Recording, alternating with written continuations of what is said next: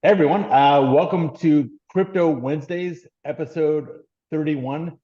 Our long hiatus is officially over and we're back in action. We're being consistent, which was always the challenge before when moving around the world and dealing with the domestic drama and crypto attorney and changing regulation. But now we're being consistent, which is good. So Anastasia, welcome again as co-hostess. It's better to do this as a team, and I like how things get done. We have a really interesting panel today. We're taking the show in new directions, of course, keeping with the philosophy of technology, excellence, and human progress. But we'd be remiss in not touching on these new areas. So I'm excited to announce our show, which is how Web3 is revolutionizing the film and creator economies. Now, I just want to point out that when I initially made the title of this, it was economy, because in my mind, I had merged creator and film, but I don't know if it's the same economy. Maybe it's economies. So I decided to make that a point of discussion, and I think we have the right audience for that.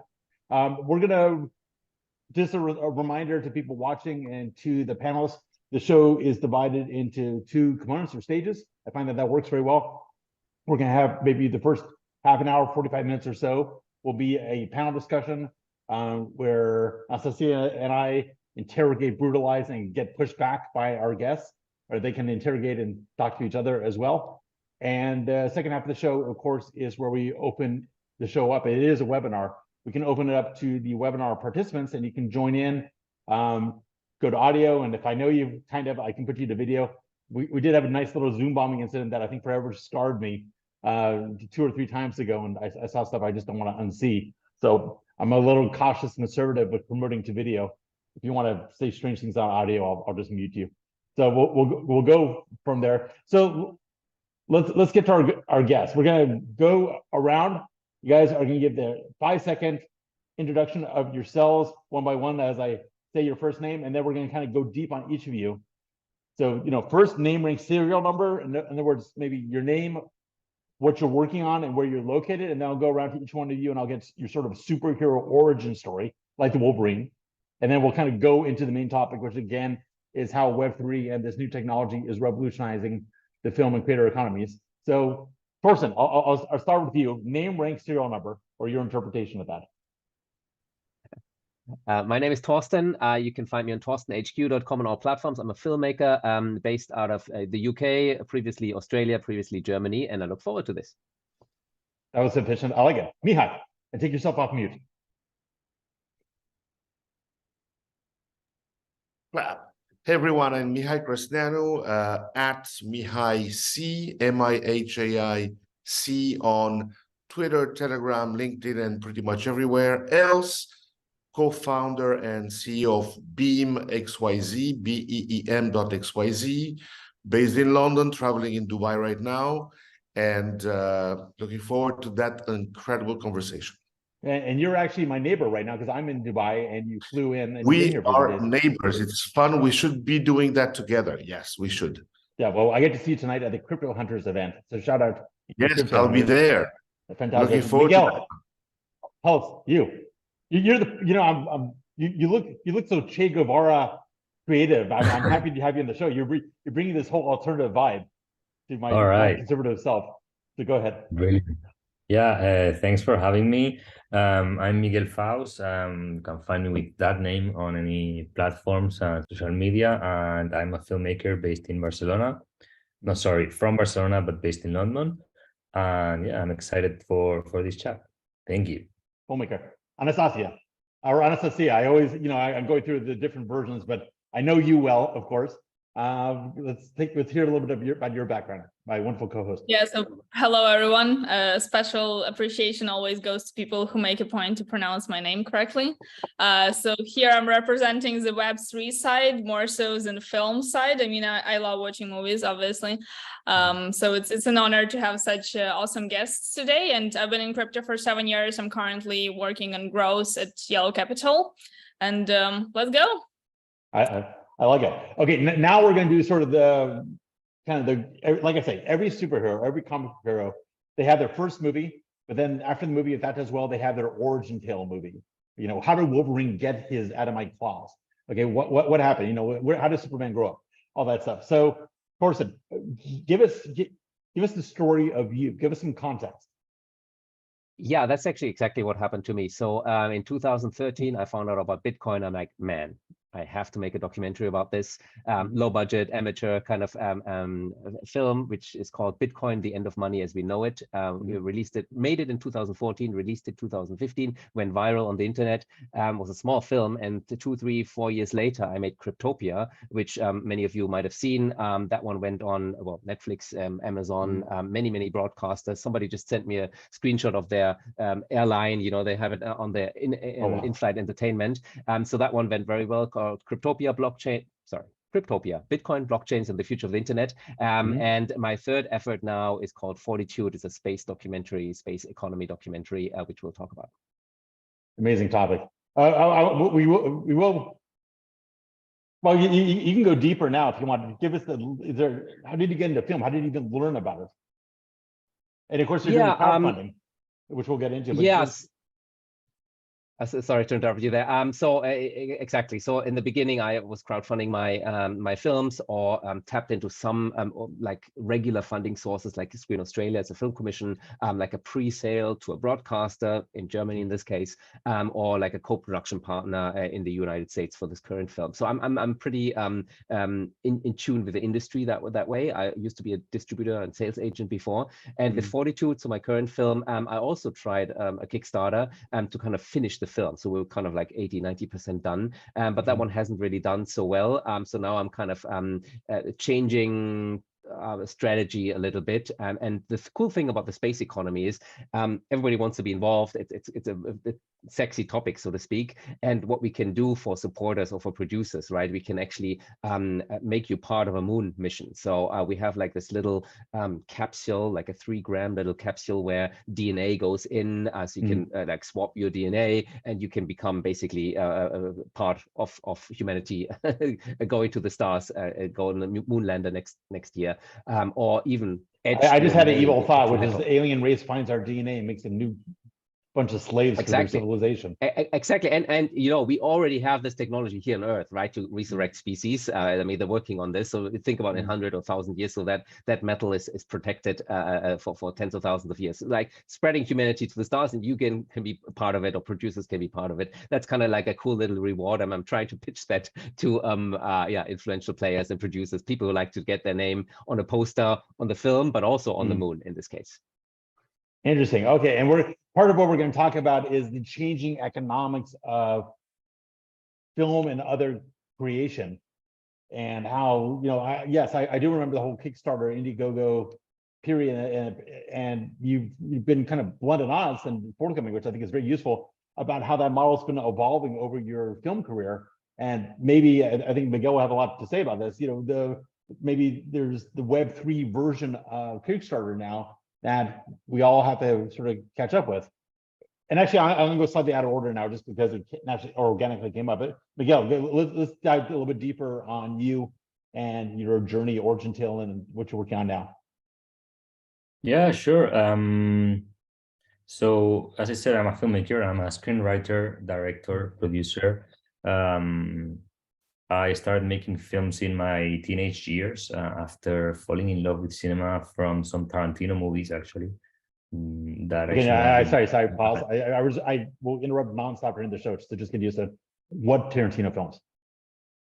The first one was Pulp Fiction. Actually, I watched it when I was 15, and I became obsessed with it, and started diving a lot deeper into Tarantino and into film in general, and making my own short films, and learning by doing. And then recent years, I made a few short films that did well in the festival circuit. One of them was called Calladita, and it was also acquired by HBO for streaming. And then I wanted to turn Calladita into my first feature film, and found it very hard to get the project off the ground with traditional funding methods. So in the end, we decided to crowdfund it using an NFT collection. And it was very successful. It has become the first film in Europe to be ever funded by NFTs, after successfully raising over $850,000 from an NFT collection. And we shot the film in September and are currently finishing post-production and hoping to release it soon. I mean, that's actually sort of crazy. I mean, you raised $800,000. I presume there's no celebrity that was appearing on NFTs, but you can correct me if I'm wrong. But it was really fan support of this idea, Mhm. and Yeah. and people struggle with. I just gave a presentation on this in-person live presentation about one of the future uses for NFTs, and Ceci and I were on the last show. And Cia and I were on the last show talking about using NFTs for community building, not just themselves representing art, but as a means of organizing groups to accomplish something. And here you are, which I didn't even know happened before. Actually, it's kind of interesting. You actually made a full-length feature film funded with NFT sales. Am I hearing this correctly? Wow. Yes. Okay, we'll dive into that, and then we're going to see how Torsten can maybe adopt this model, or you guys can. We'll see what's next. But Mihai, my friend. My story that has to do with everything, really. Born in Romania, immigrated in France when I was 13, learned to code long time ago, 84, when I was 13, basic and assembler, and kind of defined what I'm doing today. Because I went on the technology path and I started my first startup in 96, 97 in Latin America. From France, I went there, was the first webmail, sold it, then discovered Netflix in 2000 in the US. Netflix was 1 year old.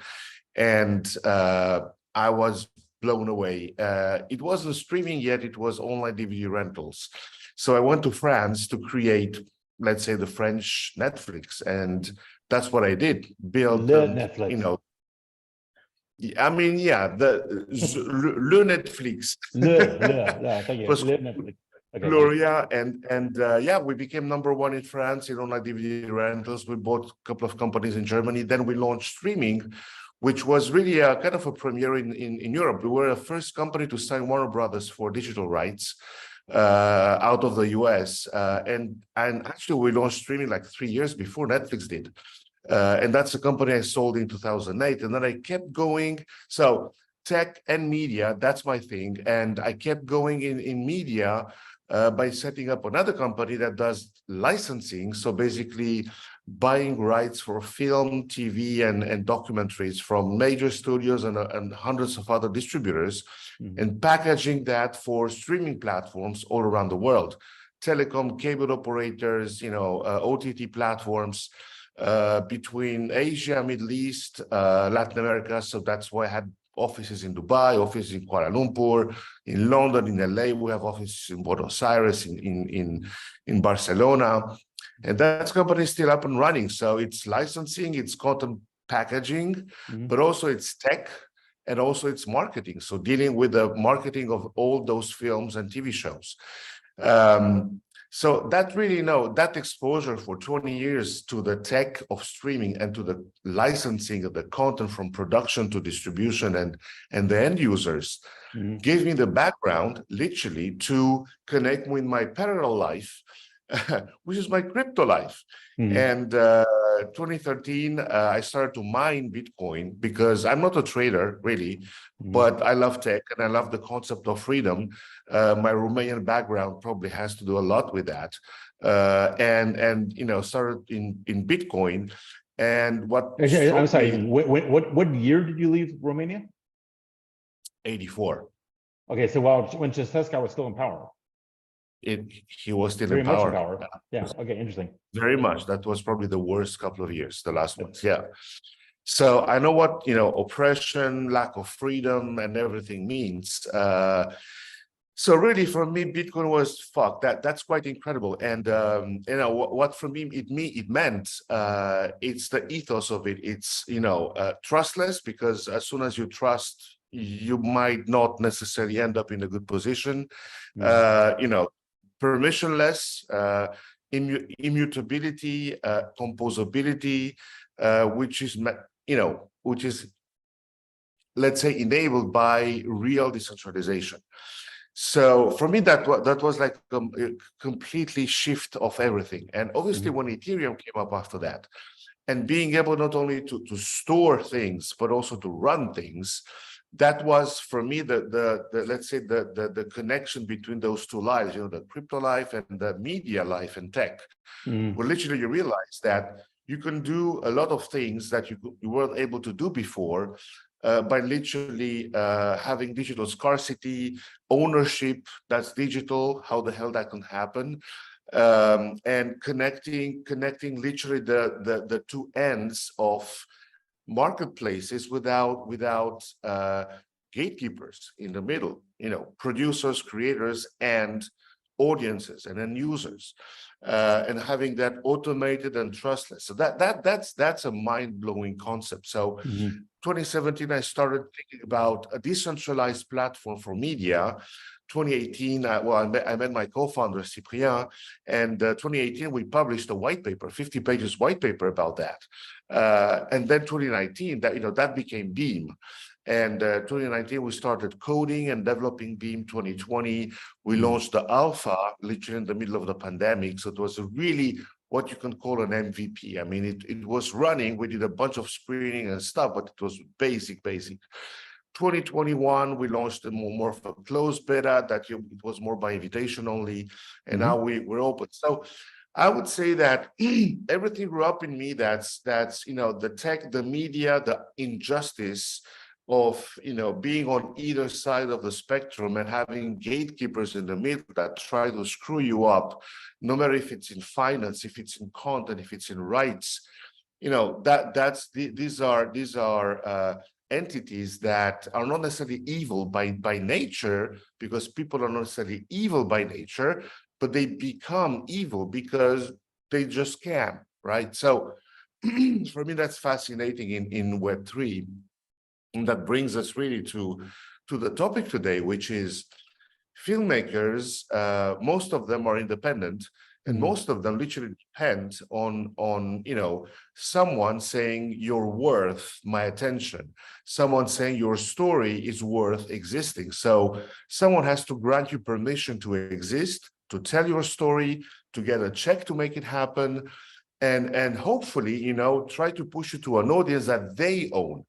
So in a way, storytellers and filmmakers who are supposed to be at the center, they are the superstars here, right? They become just, you know, chain workers, right? At the mercy of big corporations that decide who's going to win, how, what are the, and by the way, in the middle, they might stay with your rights, with your IP. The movie might not even be yours to do, you know. So I think that's the moment when revolution starts, and that's a quiet, silent revolution because it's more of an evolution. But you know, people like Miguel and many others in the space, and Torsten, and you know, we created something that's called Film 3. And we were part of that, you know, Miguel, myself, and other people like, you know, Jordan Bain and others who said, okay, well, we need a term for that. You know, how can we call film and content that's being produced in Web3 with that ethos, right? Community-centric, creator-driven. Well, let's call it Film 3. And literally a year ago, a bit more, we did that. And we went to Cannes Film Festival, which is starting next week, by saying, hey, this is Film 3. And that's growing on everyone. So that's the new model where we're going for. And Beam it's the platform who can support that, among many other creators, of course. We'll discuss about that. But that's my story. Mihai, give me the, I didn't quite catch, what exactly is Beam's fundamental business proposition? 3 sentences or less. It's super simple. It's allowing any creator, it can be a filmmaker, it could be a YouTuber, it could be a TikToker, it could be a musician, it could be a community like even yours, Gordon, right? Even mine. To become your own platform. So let's make it clear. What does it even mean? It means that today you're never the platform. Today you're just a slave of a platform. If the platform is Netflix or Disney Plus, or if the platform is YouTube or TikTok, you feed the platform, and because it's a destination where people go to find you. What we're saying is that decentralization allows you, Miguel, and you, Torsten, and you, Gordon, to be the platform. So people go to Miguel, to Gordon, to Torsten, and that's where you build your own home with the tools that we provide you, which means storage, distribution, monetization, live Okay, you're streams. way over 3 sentences. I got it. We'll come back to. And by the way, it's funny. I normally don't check. I get excited, Gordon. What I can get I excited tell talking to you too. It's fine. I don't think you're excited because you're talking to me, but it's okay. By the way, it's funny that I normally don't check chats during the show, but I got people chatting me now saying, "Good show. We want to form our own panel." So I like the fractal fission nature of what we're doing here. This happens a lot. Okay, Torsten, you were eagerly jumping in there, and I think you got triggered by the IP concept, but maybe you want to run with this a little bit. Can I jump back at what Mihai said about the problems with the Web2 world? Because I mean, we know that YouTube is kind of monetizing us and our attention and all these platforms. Let's not even start there. But I think 2 aspects here are really important that I've noticed. So crypto people are very sensitive, and I've been covering the crypto space for almost 8-9 years now. The censorship issue, right? Like centralized platforms can censor you, shut you off. If you have a crypto show, you don't even know what you did. Suddenly you're off of YouTube. You worked for 5 years to build that audience. That happens all the time. So that's number one. And the other thing, Mihai, that didn't mention, but I as a filmmaker experienced that quite a lot, where when I talk to the traditional broadcasters, media company, they are kind of influencing and shaping the story. So do I really want to make what Netflix think a space documentary should be, or what the German broadcaster wants Bitcoin to be? Oh, let's do something about Satoshi. Let's do about no. I want to make the film that I want to make, but I can't, because the money comes from people who want to have a say in it. And like in a space documentary that I'm currently doing, people pushing me, do something on Elon. What are the good guys and bad guys? The typical questions, right? But I'm like, no, I'm sophisticated. I want to show what's going on in this entire industry. I want to do it my way. And yeah, that's been tough. That's been tough. So let me give you a thought, or it's a slight pushback, but maybe not. I'm just dipping my toe into content creation, obviously. Okay, but in my mind,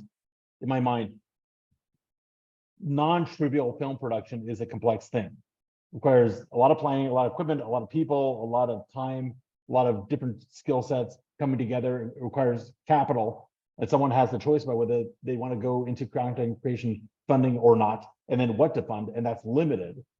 I mean, I don't know if it's always like some oppressive censorship thing.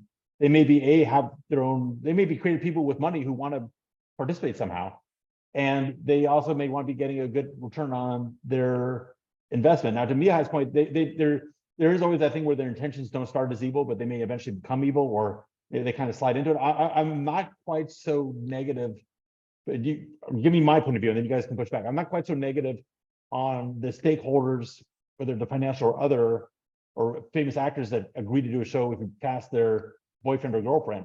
I'm not so against that, because everything, if you want to go make something in your basement with your own equipment and put it on your YouTube channel, have 5 views, great, go do it. But you're asking other people to support you, and people will have limited time and resources. So why shouldn't they have something to say? Now, I think before you jump in on that, I think it's more like a mechanical, mathematical thing that gives these people leverage. It's the prior complexity of producing creative work. But as that technology becomes democratized and the tools become open source and cheaper, it's that the requirements for that monolith, that cathedral approach, is falling, and therefore the power's shifting. But I think that's almost like a math function or a chemical reaction, as opposed to, evil conniving guys, going like this. But I'm not on the ground, so I'd like to know what you think. I'll do a quick one, and I'm very curious to hear Miguel's and Mihai's point on this as well. So I think you're 100% right in the description. The difference is, are you an employee or a freelancer on behalf of the BBC or Netflix, right? And then you execute their orders, right? Their project, or do you want to be an entrepreneur, right? And the creator economy, sorry, this is what this is all about. We are all creators. This is the new world. Whether you are on Twitter, or whether you're on Beam, or whether you are a YouTube Crypto Wednesday a creator, you want to make your own decision. And I think that's what we're talking about. And I personally don't like some broadcaster telling me what to do. So you are right. I could choose that way, but I think the world is moving that way. So that's my take on it.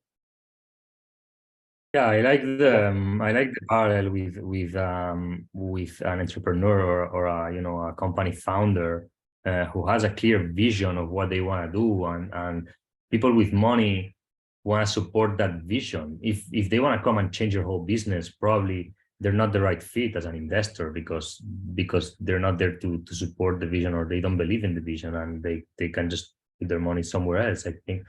And also, but also even beyond creative control and censorship and all of that, the parallel with entrepreneurship becomes especially, horrible for filmmakers when you look at ownership and economic reward for filmmakers. Basically, think this is the way that most films are funded, at least outside Europe, because in Europe there's a lot of public money, but in the US where most films are funded privately, they are funded similarly to startups, but with crazy bad terms for the founders. So this is the way it works. You have a script that you might have been working on for years. You have an idea, you're a filmmaker, you want to make that movie. People with money come in as private equity investors, similar to with a startup, but then they give you all the money to make the movie, but keep 100% of the ownership. They might give you some minor points in the back end, just so that you feel like you're not just being hired to make a job. But that's essentially what's happening. You agree on a salary, and you get paid for the script and for directing the movie, but you have zero ownership. The movie then comes to be a huge success. You see nothing of that. They want to make a remake afterwards. They want to make a second film. They can kick you out instantly. You have zero ownership over the IP and over the company that is the film. But let me Hollywood accounting. Well, I think I'm personally aware, just coming from LA, the difference between above the line accounting and below the line. And yes, if they give you your points after all the expenses associated with the film have finally been paid, you'll never see a dime, because they're going to do catering from 20 years later and stick it on there, and then you have to audit them, and they never give you the result. But I mean, I guess I'm gonna hit the point again. Like, I think this happened to George Lucas. I think you gave some anecdote, or maybe it's, I love movies, by the way. I love. They've made my life. But if I think what you're talking about is a function of your market power or lack thereof.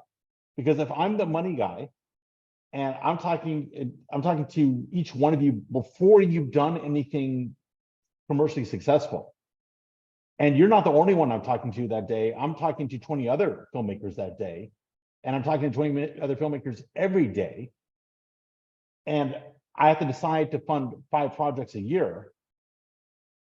Why am I not going to do that? I kind of need to, because the vast majority of these films aren't going to work. I think it feels personal because you're having a one-on-one dialogue with them, but really, if you take a big step back, it's just that there's so much filmmaker talent chasing such a limited amount of money that therefore the powers in this other side. It's supply and demand, obviously. But almost done. So I think I'm not saying it's right or wrong, but I think I like the idea, if I'm hearing correctly, that Web3 NFTs and other things can change the structural math, which filters down to the individual relationships and negotiations.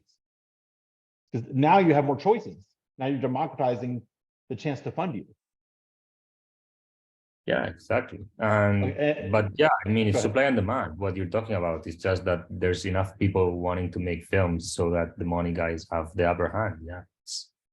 But then, like in the case of your movies, you were funded through, like, that last movie you made was funded through NFT sales. And so the people who bought the NFTs might not have been this like traditional money guys that would fund the movies. These were just potential viewers, right? And so you're basically switching the one money guy who takes all your rights, and instead you're getting money from all these potential viewers. So It's basically like more decentralized model. But I actually wanted to take like a step back to what Mihai was talking about how Beam makes it possible for creators to like own their own video content platform. And so I have like also a marketer perspective on this because I've been doing like growth and marketing for quite some time. And like the main, like you might have been talking about, you know, Netflix or YouTube as this like evil corporation platforms, which only like take your content and make money off of it and give you like nothing. But the main reason people go there is because they have the audience. And so like if a creator like Gordon, if he had to create his own video platform, right? So how he would be missing out on the chance to put his content in front of like other people on YouTube, for example. And so how would a creator like work with this platform, and where would he be getting the audience from if there's not like a bigger platform behind it? You're 100% right. There's no one on this planet that's going to give you the audience that a YouTube or a TikTok gives you, unless there's a state power who invests hundreds of billions in building a new platform. But besides that, there's no other way. So, but let's make it clear. Anyone who pretends to give you an audience, it's cheating you, because nobody can give you that except those big platforms. What's wrong about those big platforms is not that they give you the audience, is that the relationship of power, it's totally in their favor, right? You depend on them. You basically, your livelihood depend on a glitch or not in the algorithm or the policies that will shut you down or censor you, or, you know, take 70% of whatever you make, or even 100%, right? The thing here is obviously that we need to invert the relationship of power. And that's what we're doing. Basically, imagine Patreon. Patreon is not trying to generate audience for you. Patreon is trying to monetize an audience that you have already with a different mean. So imagine Patreon, but on mega super steroids, right? With an entire video platform, and that's Beam, and white label, by the way, and decentralized, by the way. So not even us, we can kick you out. So yes, you need an audience. Yes, be on YouTube, be everywhere you can. Grab your audience, but you have to drive your audience home. And where is home? Your platform, where you own your data, your content, your IP, your users. And you do everything from your home and blast it back on those social media platforms to drive again more audience back to you. So in a way, you're sucking away audience from a place that you don't even know who the audience is to a place that you can call home, where you convert the audience in a community. And that's the key word. Audience is nameless, faceless. Community has a name, a face, and it's two-way relationship. So that's how it works in Beam. So basically you're taking people from, let's say, YouTube, and you're bringing them to your like own like integrated, this white label media platform, and then you're like IDing every user with their like NFT or digital identity or something, and then you can like, what can they do on this platform?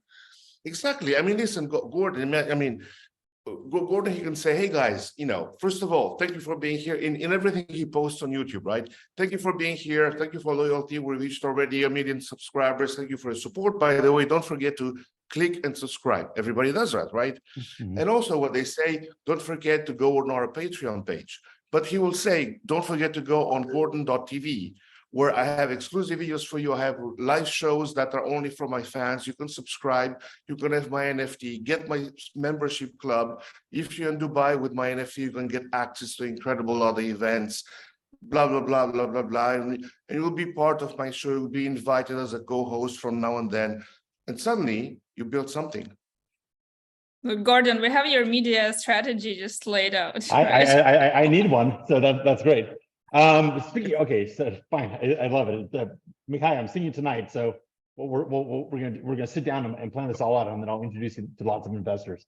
Torsten, I want you to go deep on the fundraising process as it was for your Bitcoin movie and then your Cryptopia movie.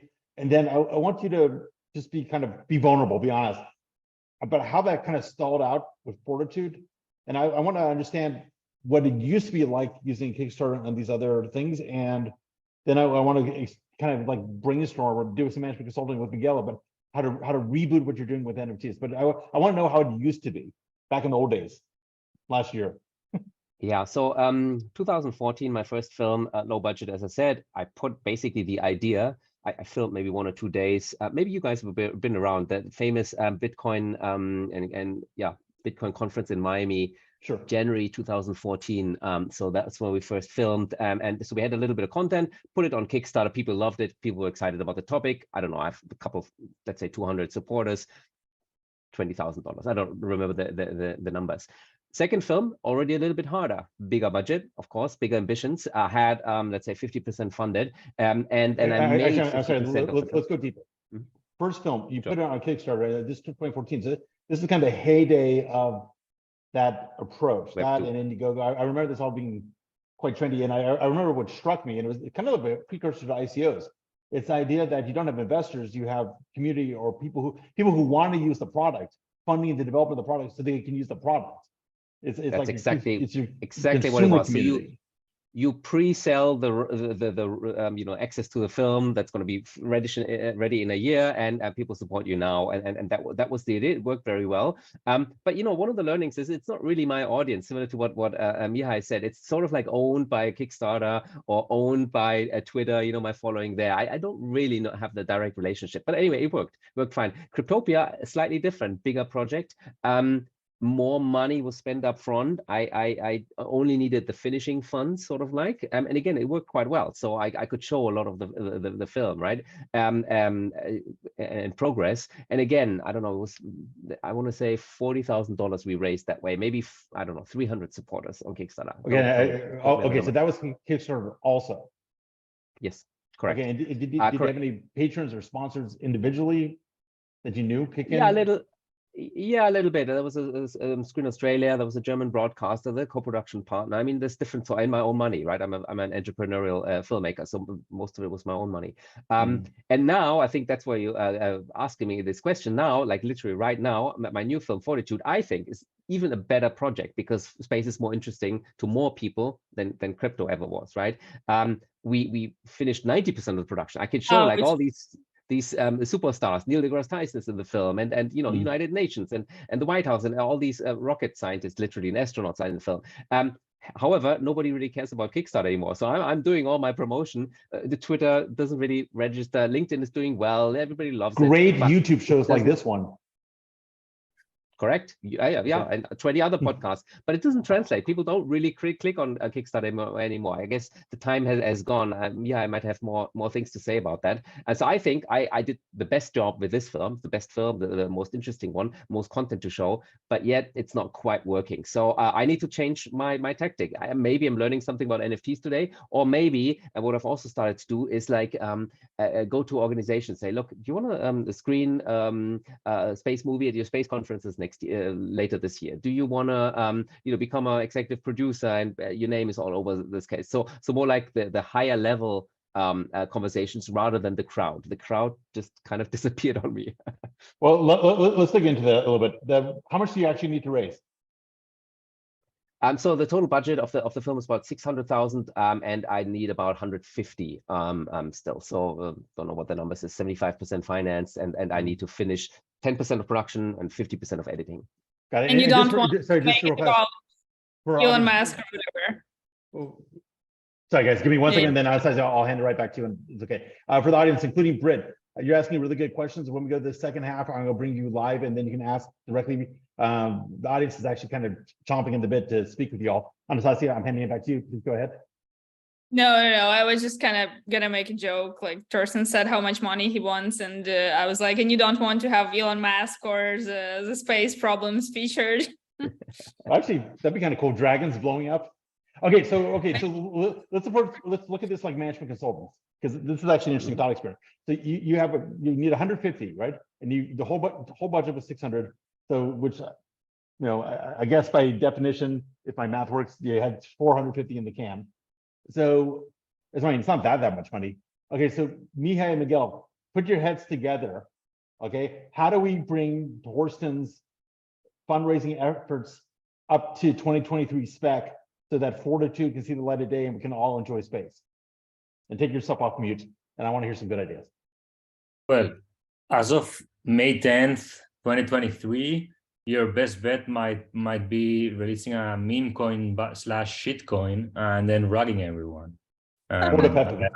I'll deny I said that. We can call it Peppertude. Yeah, I'll deny I said that, but you know, that might be the way to go now, because it seems to be the new fashion of Web3 in the last couple of weeks. Or, you know, don't rag everyone, but still say that you're going to use the funds for the movie and maybe they want to buy the shitcoin. I don't know. Yeah, you know how many people have told me this 2014 ICOs were a thing, like altcoins were a thing, and then 2018-19 with Cryptopia ICO and the Torsten coin and Cryptopia coin, I kind of always step back from it, and I'm a true believer in crypto and in Web3, but 95% of these projects are scams, and I'm definitely not interested in running my own scam. I'm a Bitcoin supporter, Ethereum supporter, and builder, but yeah, no, thank you. But look, I'm not sure that Doge and Shiba and Pepe are scams, because everyone, I mean, I hope I'm not hurting anyone's feelings. Everyone knows they're useless. You're not buying them for use. You're buying them because they're a meme. You're buying them because because it's freaking Pepe, who was an innocent frog, got captured by the alt-right, and is now making a run for crypto. So, and other kind of fun stuff. So, I mean, is it a scam? I mean, if people buy bumper stickers supporting Biden, I can't support their choice, but is it a scam? I mean, maybe it's just the next Kickstarter. It's like, hey guys, buy this so I can finish my movie. Yeah, I agree. But I mean, I would have told you to do an NFT strategy, but you know, in the last couple of weeks, NFTs seem to be completely dead. So I think I would strategize now, but wait a few weeks for the meme coin season to come to a halt, which is inevitable, and then for NFT activity to resume. Hopefully soon. How much were you able to raise through NFTs, Miguel, for your movie once again? 800. Around 850K. 800.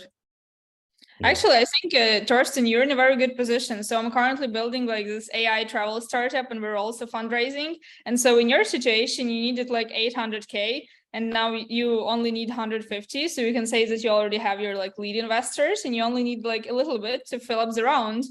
So it's actually like your chances are probably not so bad. And yeah, sorry, I would poke at the idea that NFTs are dead. I think, Bored Apes may be dead, but NFTs maybe not because the NFT itself represents the value, but because it's an investment in something else that will produce the value. Might have legs. It's just a channel.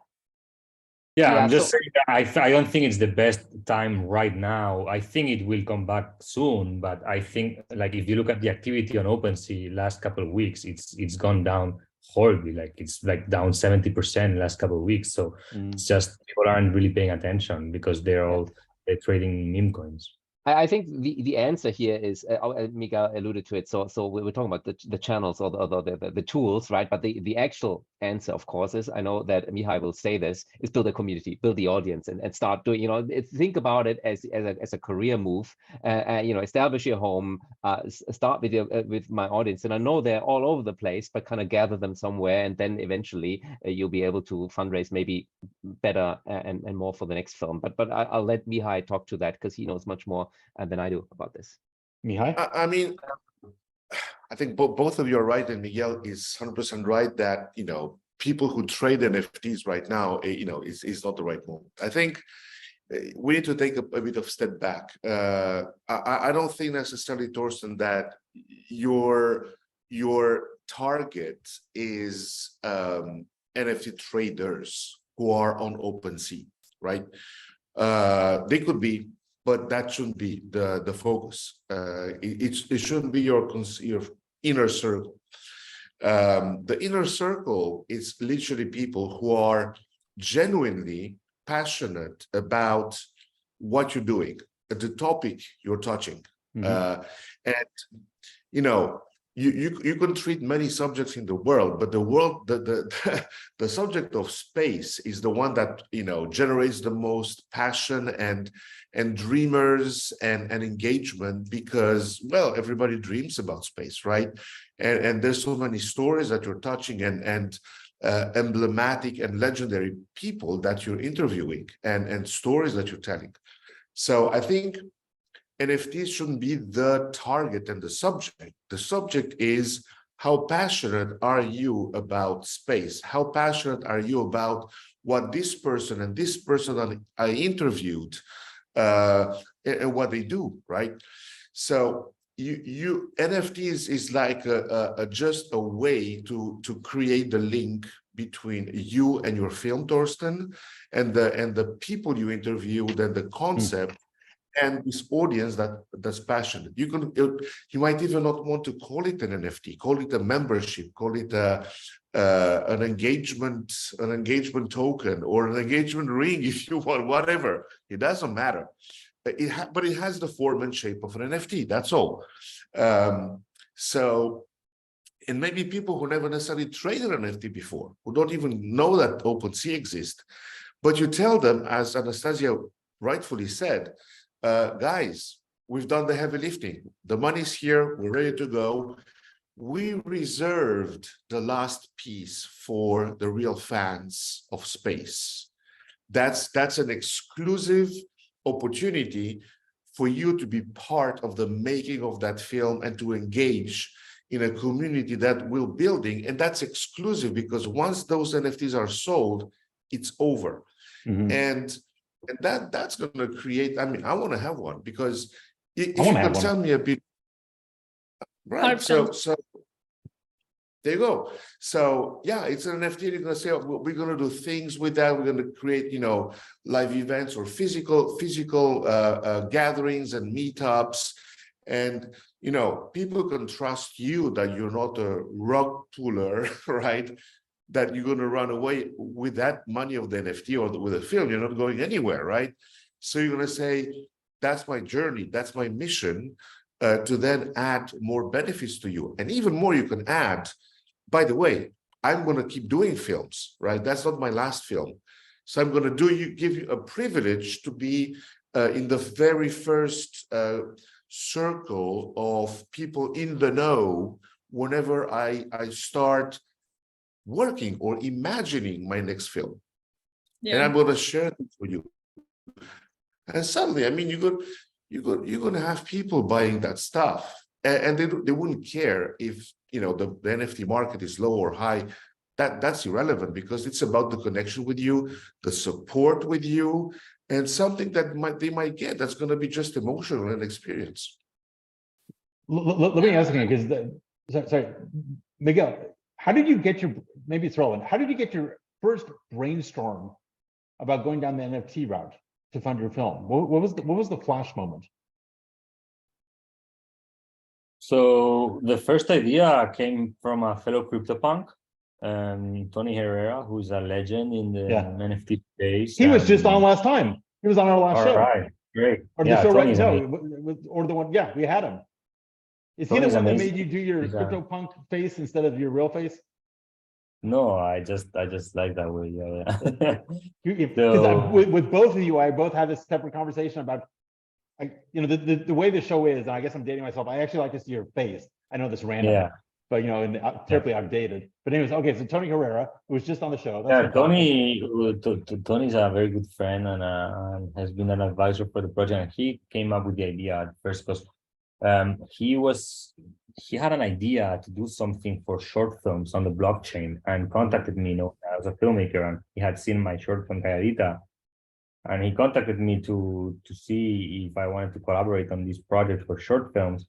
Then that led to, I told him, I'm very focused on trying to fundraise the feature film now, and said, why don't you fundraise it in Web3, with NFTs or with punks or something like that. At first, his idea was just do like a fundraiser among CryptoPunks, and it would be easy to raise $1 million. Then, from that first inkling of an idea came the whole NFT strategy that we implemented. Okay, I just chatted him, and if I can get him to join the show, I will. That'd be kind of funny. And by the way, I absolutely love, Mihai, what you said about this like community element.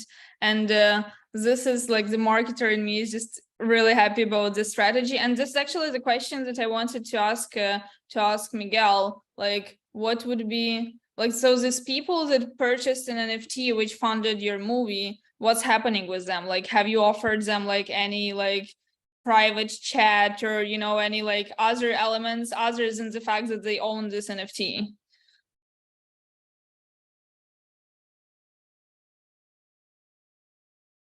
Is that to Miguel? Miguel? You're on mute. Sorry, I missed the last part of that. Sorry.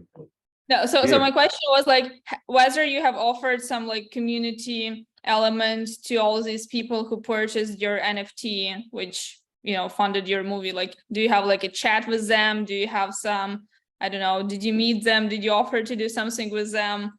Basically, in addition to them having this NFT.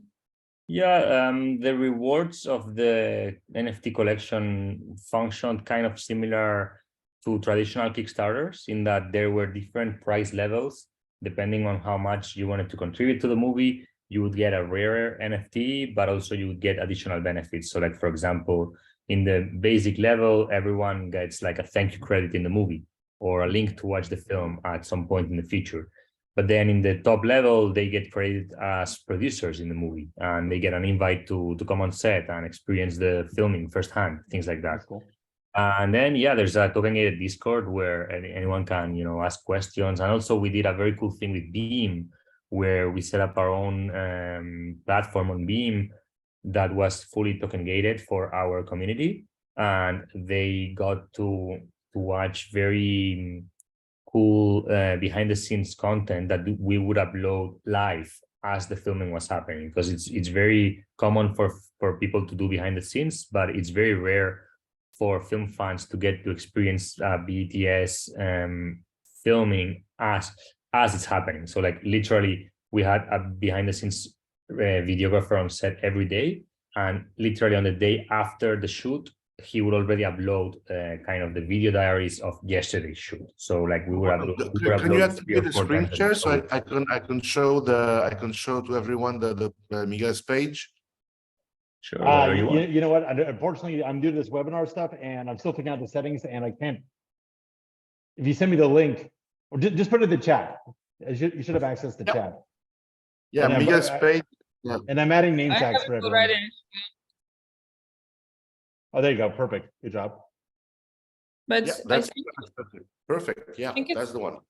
Yeah, I think it's only visible to the organizer and the speakers. We'll put it in the show notes. Actually, no, Yeah. the chat I think goes to everyone. I think you can hit the drop down and go. By the way, I wanted to mention something about Mihai's recommendations to Thorsten, which I thought were very on point.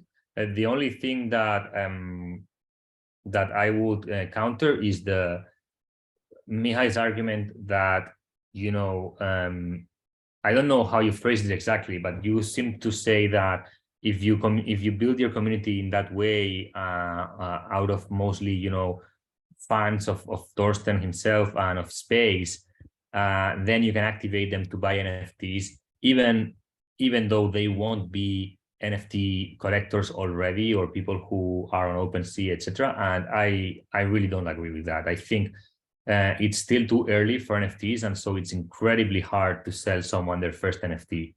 So if you go out and create a community of huge space fans, you know, imagine Thorsten, you already had an Instagram that is all about space and that has 1 million followers.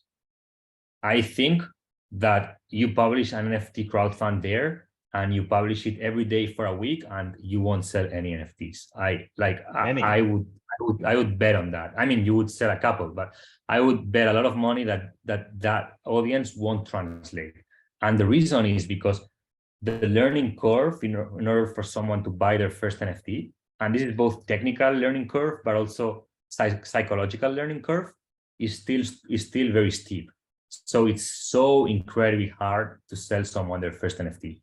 And so if if you or anyone in the audience are thinking of doing an NFT collection or drop or whatever, I would very much recommend that you focus your marketing energy on people who are already NFT collectors and not try to preach to the general public, because it will just fall in the vacuum, I think.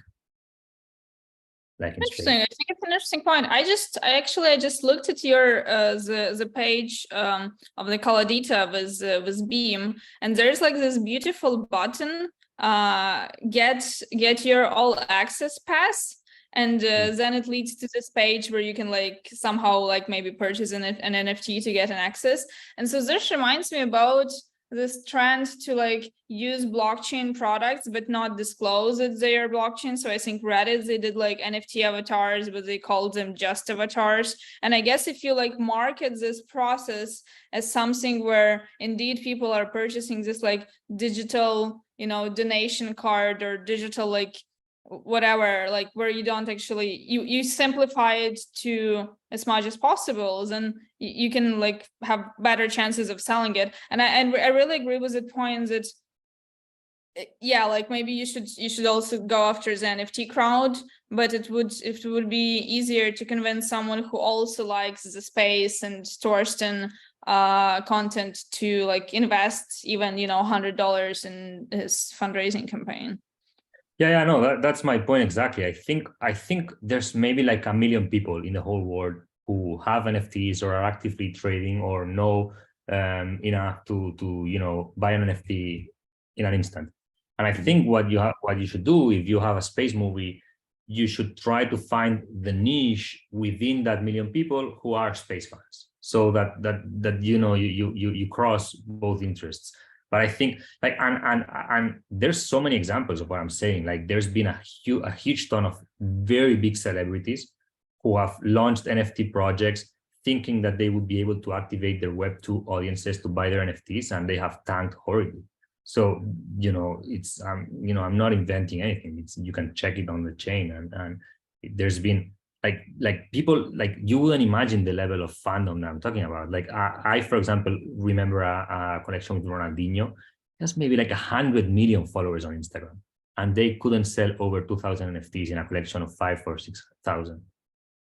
So I guess for people who are not familiar with NFTs, you could just send them like a Kickstarter link, right? Maybe. I think Miguel, Miguel has a point with the fact that you know, the word NFT puts down everybody who's not into NFTs today.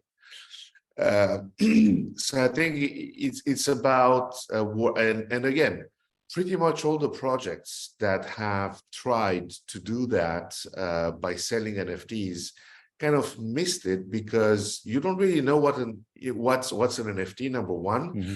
And you don't really know what it gives you. Usually it was like, oh, get Ronaldinho's NFT and you'll get whatever, I don't know.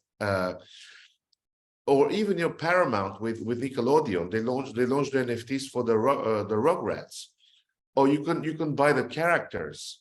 Cool. So they sold like in 10 minutes, $2.5 million. But then what? Well, I have the Rugrats. Then what? It's just a collectible, digital collectible, which people were very excited about. But then what, right? What you're talking about is more like then what? So it puts down people who don't understand it and are not into it, to Miguel's point. And then what? So I think to not be, I mean, to give you some lines of hope, Torsten, is that probably, you know, putting too much forward the concept that it is an NFT, it's not good. Second, you know, I think the positioning, and we can work on you know, about the wording, but it's more about be part of you know, the support club of Torsten for his film. How can you participate? I mean, that's the way to participate. That's going to give you you know, digital privileges or a digital ownership into something that Torsten is creating, right? And actually, I think it should be non-custodial. I mean, it should be custodial in the sense that, you know, people who don't get it, they just log in with their, you know, Google account and pay with card. But those who get it, they can then take it out from there and put it in their wallet or pay in crypto. So NFTs should be as much, not front and center as most projects do. And yeah, it's a delicate balance. Perfect. Guys, we have an audience that's hot to trot, so I want to open it up to them. Marco, I'm gonna have you go first, and then Britt, and then everyone else raise your hands so I know to bring you on. And then Marco, here we go. I'll let him talk. Oh, Tony joined. Oh, fantastic. Oh, Tony, you're fantastic. there. Okay. Tony, I'm gonna bring you on video. Don't talk yet, but I'm really happy you're here. You don't want my video? I am wearing a shirt, Gordon. No, I mean, of course we want to see your video. We cannot miss a show without mentioning Marco's shirt. Only because I only put them on for Gordon. Thank God. Okay. Tony, glad you're here. We're going to jump to you in a second, but Marco, if you got a shirt, turn on your video, and then you raise a couple interesting points. You have to tell me to turn on my video. Oh, you know what? I'm sorry. I'm still getting used to this. Hold on. Let's see. Don't be afraid to be a little bit authoritarian. Yeah. Exactly. This is very, very. I thought I did this censored, already. Promote to platform. panelist. You should be there. Okay. Oh, you're rejoining as a panelist. Here we go. See, I'm learning. There's Marco, and then ask to start video, and ask to start video. There. Wow. I've now. I'm going to Zoom University apparently in real time. Tony. So, all right, Marco, go first, and then we'll bring Tony on. I think Tony is walking the streets of Tokyo. I think he is too. Same as last time. Tony, you're on mute, but that's okay. So I was muted. Marco, go. Yeah. Well, I'm Marco Annabelli. I'm in the Cayman Islands currently. It's where I call my home. I'm actually working on a project in the film thing for the last 3 years. The take is slightly different than Beam. And I think it's something that you guys have been talking about significantly here, because when you go into the NFT space, or even ICO space, to be fair, in most cases, it's a give us your money, I'm going to go make this film, and you get a little pat on the back sometimes, and often nothing at all, other than maybe a little picture or an NFT that says you were involved in the funding of this thing. And as Anastasia was, I hope I got that right, was saying earlier, is it's okay for the, I hate to say it this way, but let's call it the dumb money. That's fine, that's enough. But the true fan wants to sort of get something, interactive, ongoing, right? And if the NFT, for example, paid some portion of the receipts or whatever based on the success of the film, that would be great. But then you got a whole coding and infrastructure requirement to make that happen. The project that I've been working on decided to try to attack it from a different perspective, rather than going down the Beam model, which is this wonderful platform that you can make your own, which, by the way, fantastic platform. They went with the idea, let's create a community of people who like film, and then give them all the options. Let any creator come in and approach the entire community and saying, here's a project I want to do. But when you do that, you put your deal on the table. And it's not that different from what Torsten, you've been going through generally, which is you're going to guys and saying, hey, I've got this great idea. I want you to fund it so that I can then distribute it on Netflix or Disney Plus or whatever. In this case, it's the difference is that the person you're talking to is not a studio or a distributor. You're talking to the fans and saying, I'm going to do this project, and my deal to you is for $5 million or whatever it is I need to raise to do my project, you get a cut of my project. Right now, rather than you getting editorial control over my project and you getting 100% of the back end on this thing, and I get nothing post, you get to make your own deal. You get to say, I'm going to give up 20% of my back end and to the people who funded me on a pro rata basis based on how much they funded. This platform does that, not using NFTs so much as just using it as an internal ecosystem, blockchain based, that allows anybody who's a fan to join a community around a particular project and then participate in that project. You still have, creative input if you wish by having chats and things like that, but the filmmaker is left to do their thing. And the success of the film itself defines the success of that filmmaker. And the size of their community grows based on their success as a filmmaker, but all within a community that is decentralized, not censorable, or reasonably not censorable. And where the creator makes their own deal. This is something you mentioned before. I kind of let it go. Is your platform not censorable? All platforms are censorable. I mean, they're platforms. Oh, hold on. I'll ask Mihai. Beam, because you kind of threw that out there before. So it's very hardly censorable. It's you need the thermonuclear option to censor it because it's literally stored on decentralized storage. So you have to take down, Arweave or IPFS. You have to take down the streaming part of it with LivePeer. It's let's say it's orders of magnitude less censorable than anything that's around today. Okay, can you remove content? I agree to Marco's point. Everything is censorable. At the end of the day, Egypt shuts off the internet. I mean, exactly. Bitcoin can disappear, just shut down the internet. That's it. But even then, it's you have alternative networks that they can still run your Bitcoin nodes. So that's Mihai, are you able to remove someone else's content from Beam? We have the ability to remove it in the first couple of days. Yes, in the first couple of days. If there's some form of detection that there's absolutely illegal content that's illegally there. But in the sense of illegal, like written in the law. I'm not here to judge if,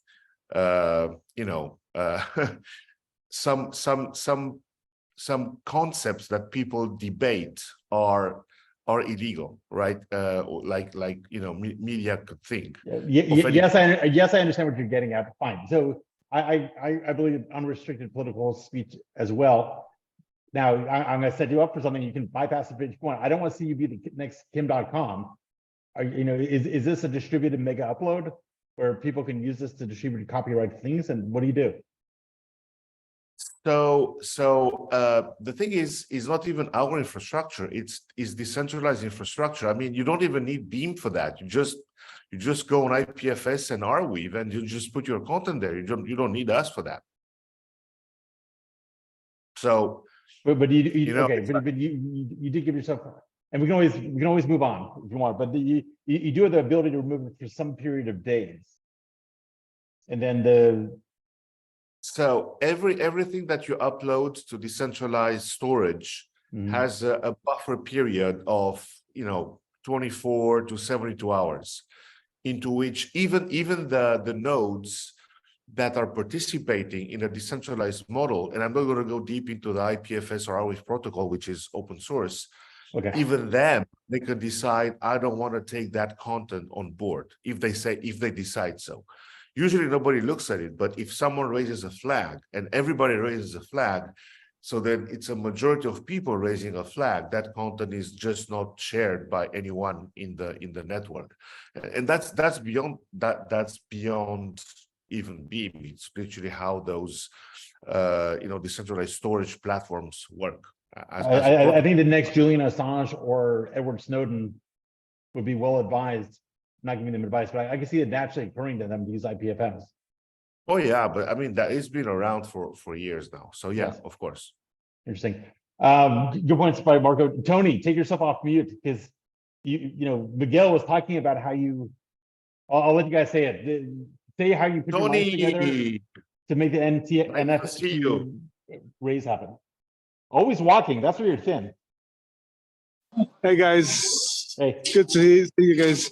Yeah, as you guys were talking, and Mihai was waxing poetically about decentralization and the virtues of decentralization in film, all I kept thinking is like, okay, I got to stop taking these calls with Gordon, where like I'm walking in a metropolitan street and I'm, this is the second time, Gordon, that we've taken a call on the streets of Tokyo. It's great. So But how's everybody? Everyone's good, but here's what I want you to talk about. I want you to talk about the moment that Yes. you and Miguel came together and decided to go down the NFT route for raising the funds for his film. And then we're going to see whether we can do a version of that for Torsten. Okay, so Even conceptually. so actually, from what I remember, and Miguel maybe has a different take on it, it was kind of like a cold call that I put to Miguel, because I was actually trying to get somebody, and Miguel was my candidate. I was trying to get somebody to decentralize, or not to decentralize. I was trying to get somebody to tokenize a film. So so this all came about as back. What, I don't know, Miguel, you could probably have a better recollection of it, but it's been like since we did the token of Caída, it's been what, a year and a half, 2 years maybe. And the idea was that I was trying to find a film director, cinematographer like Miguel, to essentially create an NFT of a film, where basically the NFT was essentially like we all recognize films as the cover of the film. It was kind of slightly animated, but it would basically be a way for you to see a film online. And at that time, I had reached out to Luke from Brave Browser, which famously has the BAT token in their ecosystem. And the idea that I pitched to Miguel was, hey, Miguel, what if you did a film NFT of, an NFT of your film where it comes preloaded with BAT tokens. And if it comes preloaded with BAT tokens, then you can use those tokens to stream the film in the browser. And that was actually my pitch to Miguel, but Miguel obviously had the idea of creating the feature film, the entire film, because at the time Caída was a short. And that was actually, from what I remember, the pitch that I had for Miguel. But maybe Miguel has a different recollection of that discussion. So Miguel got cold called. Miguel? No, all good. I just had to move rooms to charge my laptop. But yeah, no, it was like that. And then, but then I think what happened was, like, I said, yeah, that sounds good, but mostly now I'm focused on the feature of Caída and to get that funded. And then Tony said, oh, but why don't you fund it with NFTs or with blockchain? And that's when we started, going back and forth and workshopping that idea of how would that work, because at the time nobody had ever funded a feature film with NFTs. And so it was uncharted territory, and it took, a long time to strategize how it would make sense to do this. But in the end, it all worked out. How did you find your audience? So you said, like, your suggestion was to go after people who already know what NFTs are. So among these people, how were you able to separate the segment which would be interested in the kind of film you're making? It wasn't the main kind of value proposition for Caída wasn't very targeted or specific to the actual film. We didn't talk so much about why you should support this film. It was more about the idea that crowdfunding films through NFTs was a very novel thing and very innovative, and like it could start a cool new wave of indie cinema. And it was, so the pitch to NFT collectors was more, this NFT is historic because it's one of the first movies ever to be funded by NFTs, rather than this movie is gonna be cool. Exactly what you wanted. It was also very helpful for us that we already had an award-winning short film on which the movie is based that also had been acquired by HBO, because that first of all, it gives people a real sense that this is a real project, not like some weird YouTuber wanting to make a movie, but this is like a professional thing. And also, if they were so inclined, they could go on our website, watch the 15-minute short, and then see for themselves if they like this and they want to support it becoming a longer feature. Well, that's where I can come in, because Tony, you missed the earlier introduction, but I made two films, right? One was Bitcoin: The End of Money, 2015, and then Cryptopia, which was very big a couple of years ago, and it's still going strong, including Al Jazeera. I don't think I mentioned this to the folks in Dubai. So I kind of bridged that world as well. So my community, my fan base is crypto native. I just couldn't reach them now with Kickstarter, because maybe they don't believe in centralized platforms anymore. Now I'm changing my fundraising plans to just go after high profile people who say, okay, I want to be associated with Thorsten Hoffmann's next film. I want to be on the poster. I want to be go to the moon with that little moon mission thing that we have going on for the space film. Yeah, no, that's exactly what I thought about. Like, these people that they have already watched your previous movies. Like, this is a very good competitive advantage of your movie compared to others. Like, even if it's not about crypto anymore.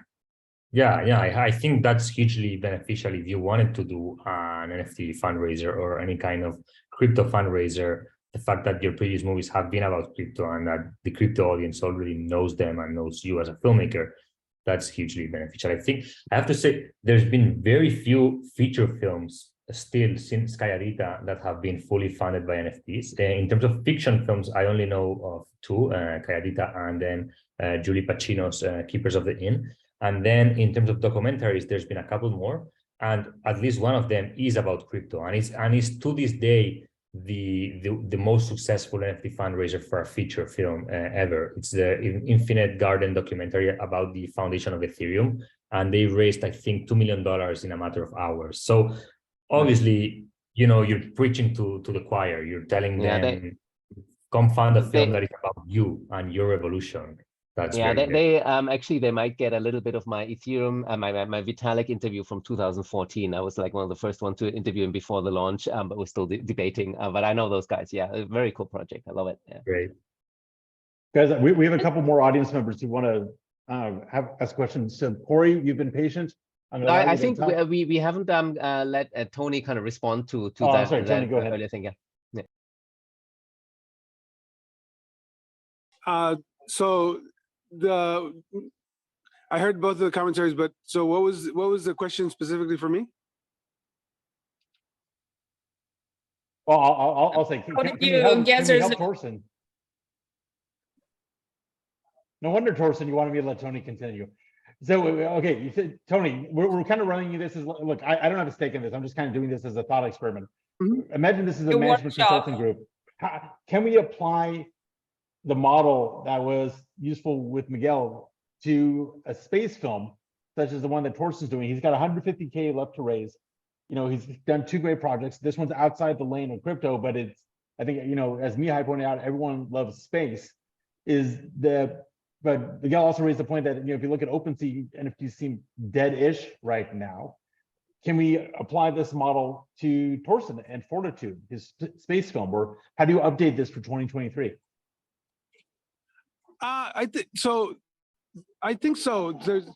Look, the space is obviously transitioned, and NFTs in the space of transition. So when we look at, with, for instance, in Calladita, which is what I have most familiarity with, even Miguel, and this is actually something that Miguel and I have discussed, the initial idea that I had for Miguel, and actually Marco alluded to it earlier, was that I proposed to Miguel that we do the NFT in the way where the NFT holders would essentially become executive producer credits, right? It's like I buy the NFT and I'm essentially an investor, if you will, and I have a stake in the film, in the sense that if the film is highly successful, and mind you, most films are not successful, but in this case, if the film was successful, I would essentially partake in the revenue from the film, right?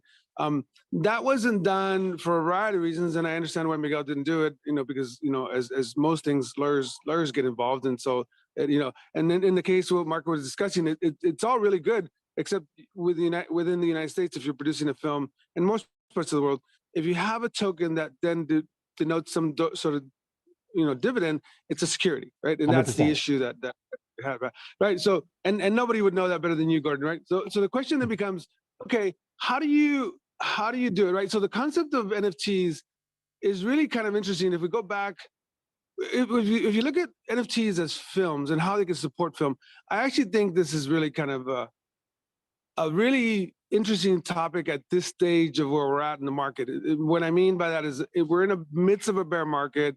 You know, you got NFTs that people bought at highs that are now worth 10 times less, maybe 100 times less. And yet the place, you know, the space continues to build, right? And so the space is looking for that next NFT that is going to do something. You're seeing it a little bit with Artifact and what they're doing with Nike. You're seeing it with Adidas. You're seeing it, most of the innovation is still being driven, if you want to call it innovation, is really being driven around apparel and the fact that you can have an NFT that gives you some sort of membership aspect. You know, think of it like the Bored Apes. You get into the Bored Ape ecosystem. But then others are like, basically it's a token that allows you to claim some level of merchandise, to forge a shoe, a tennis shoe, or something, right? And we haven't really toyed or played in the area that essentially Caedita kind of, and Miguel mentioned it, Julie Pacino's film, and even what Tor's trying to do. In that realm of, like, you know, if you look at film and NFTs, it's very small. It's tiny. I don't think it really even registers if you go to OpenSea and try to look for film NFTs.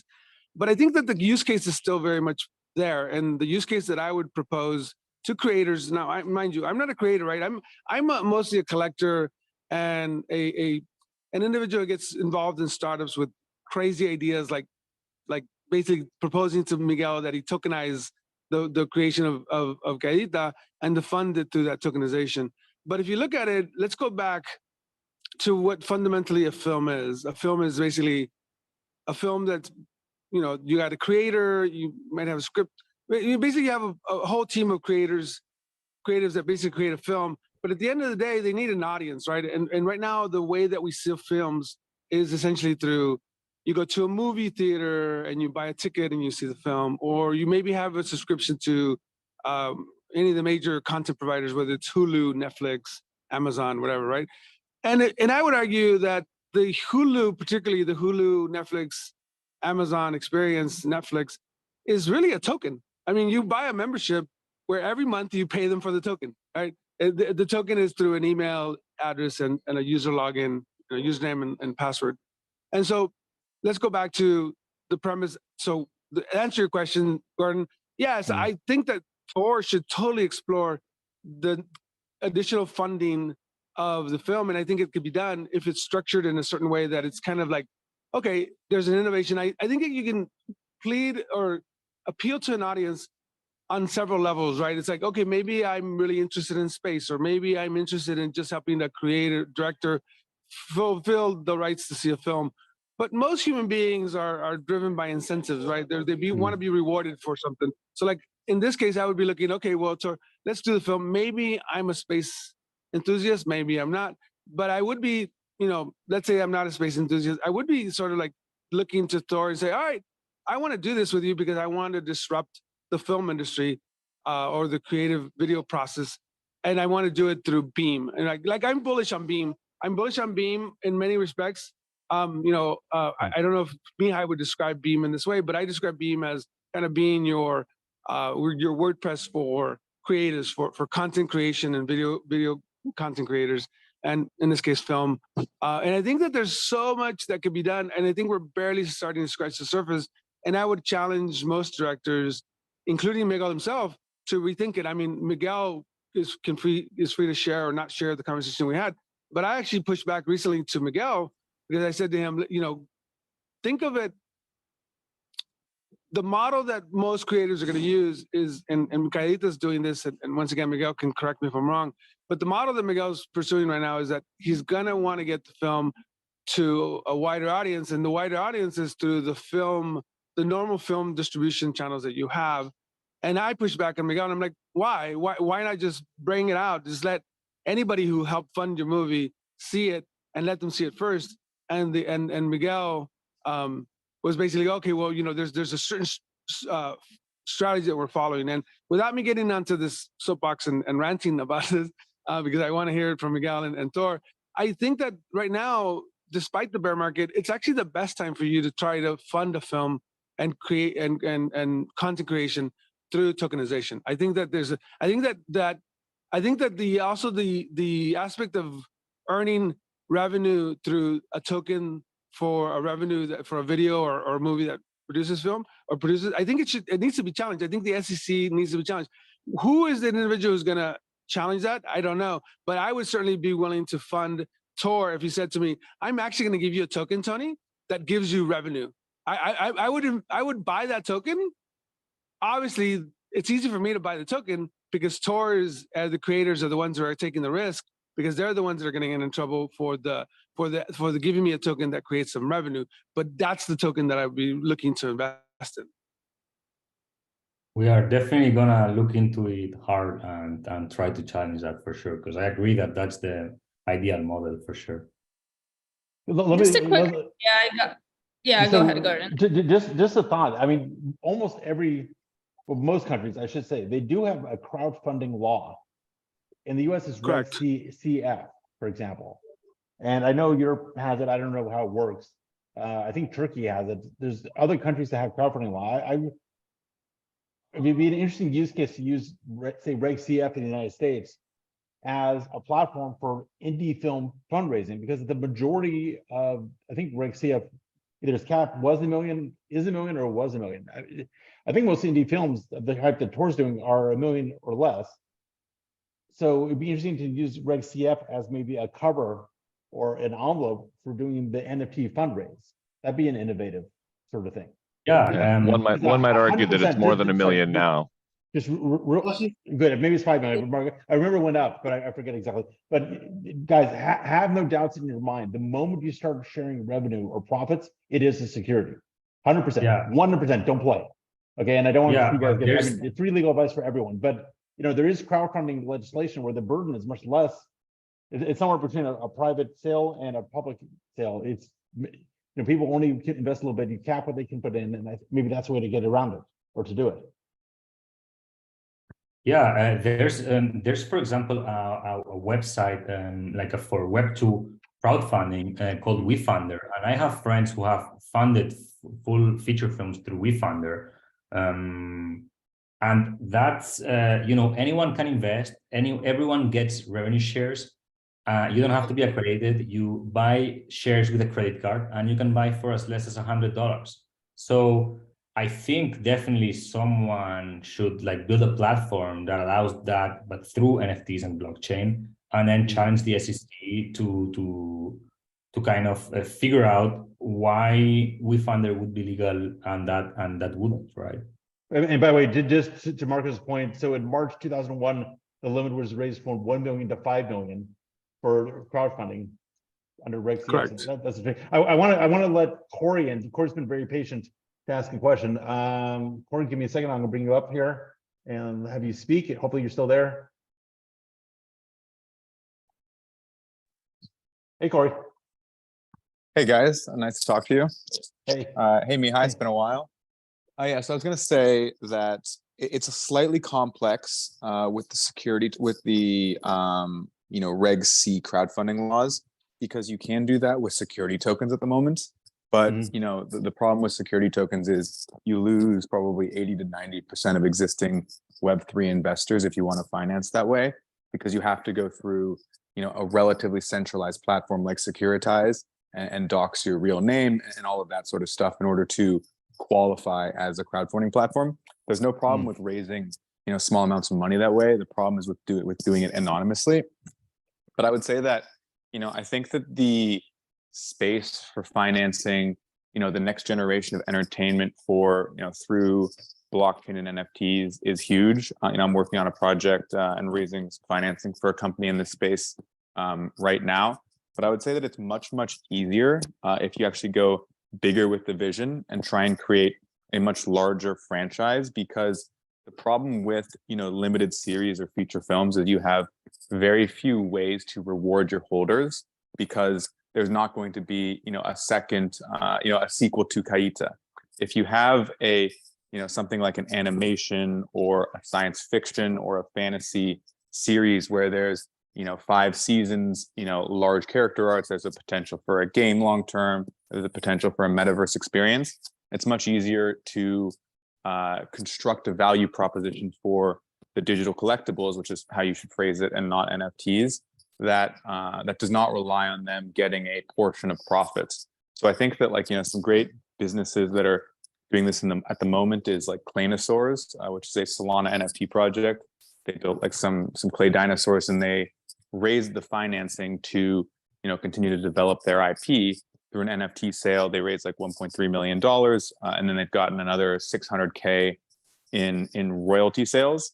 And obviously they haven't sold any of the equity in the business, but they've got a game coming. They've got short form video content to keep the audience engaged, and you can customize your Claynosaur with sort of the game is basically something like El Diablo or World of Warcraft, where there's a drop where you send your Claynosaur on missions, and you get a percentage chance of getting armor or a helmet or special items for your Claynosaur that allow you to customize it. And by customizing your NFT, it increases the emotional attachment to that NFT, so you're less likely to sell, and you become more engaged with the brand and the IP. The just general goal is to increase the emotional connection. I think that strategies like that, where you're trying to bootstrap up something like the Minions franchise or Angry Bird or Game of Thrones through NFTs is much easier than limited series content. I think those are great comments. Do you guys have responses? I guess it's partially a question of how much are you willing to invest to raise money. Also, what business are you in? Are you in the NFT business, or are you in the film business? Well, by the way, I got just really short idea, really quick. Miguel, you mentioned like 2 things earlier. First is that there is like no one talks about NFTs, and second, I forgot what it was, but anyways, a second was about how you were selling people's historical, like how they were making this impact by funding a movie through an NFT. And so maybe this can be something that can be done, but like the hype in NFT recently was Bitcoin ordinals, like these Bitcoin NFTs. And potentially, I mean, I'm not sure if it can be technically done, but I think it should be. If you do Bitcoin NFTs and you raise money through Bitcoin NFTs, first, you're getting in on a hype. And secondly, you're doing something historic, because I'm like 100% sure that would be like the first movie funded by Bitcoin NFTs. And you could also connect with Bitcoin NFTs communities, and they could like get into promote this thing, because for them, it would be something innovative, and it could potentially like allow you to raise money like really quickly. Could I just bring up, just because you brought it up, and I have to say this, has no one sort of woken up and realized that Bitcoin, BTC 20 and Bitcoin NFTs is the most recent attack on the Bitcoin network to render it basically useless? Was it? Is it like CryptoKitties for Bitcoin? It's CryptoKitties. Yeah, it's a CryptoKitties in Bitcoin. Right. Well, let's get back to Corey's point, because he scratched my securities lawyer itch, which is. You made a claim which may be true, which is if you have to do regulation CF crowdfunding in the US or something analogous in another country. Sir, that's not meant for that. Sorry? Is someone yelling in the background? That was Mihai, no? Mihai, what was your comment? Oh, no, I was just interjecting to the fact that NFTs don't necessarily belong to the Bitcoin network, but that's beyond the point. Okay, Marco, you've successfully derailed the conversation. Getting back to Corey's point. Okay, typical of this. I mean, I want to crack this nut because it's interesting. Torsten is a very interesting. His situation is emblematic of the situation I think a lot of people are facing, which you have creative, independent filmmakers. They're not operating their video channel. They're really trying to come up with something feature or documentary that's long format that needs funding. And how do you do this now that Kickstarter, traditional Kickstarter, has sunsetted? Are you back to these individual meetings and selling out to some influential people, or do you have an alternative format? And I'm sure the idea of crowdfunding through RegCF and films has been bandied about before. I'm not sure how much I've seen about it in the adding film to RegCF to crypto/NFTs, but the things that people have to go through KYC or meet some basic requirements of documentation when they buy a crowdfunding share, a RegCF share, might alienate a group of people. But I'm not entirely sure that's true. I want to get other people's points of view, because there's an anonymous rebel component to all this, but if you're supporting a film and not doing it for an investment purpose, you're not really buying that RegCF, I think, for investment. I don't know if anyone's planning to retire on their Fortitude shares, but maybe they just understand that this is the way to get out the fundraise in a way that will reach the public. So Corey, you're welcome to comment, and others, you're welcome to jump in on that. Yeah, so I think the format to do that in is a security token. It's fairly, like, the regulatory structure for that is pretty well established. I think it really depends how it goes back to what Miguel was saying earlier.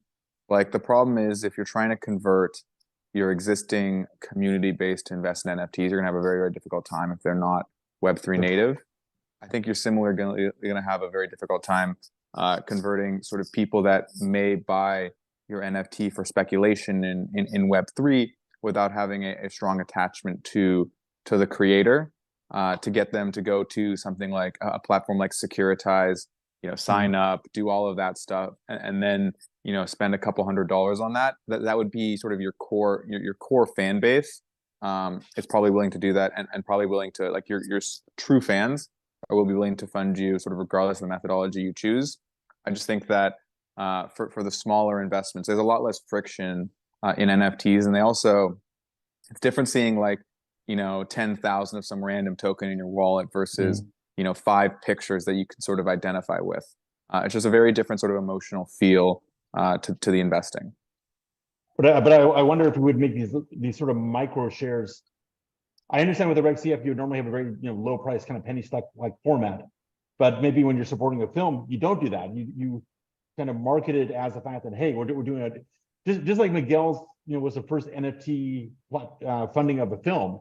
This would be the first RegCF NFT funding of a film. So people would buy it for the experience of supporting the film, not necessarily for the investment. And then I think that warrants something being sold for more, like $1,000 or $5,000 or $10,000. And then you do have the picture, you do have that single NFT in your wallet that you can look at and have their sort of the collector pride.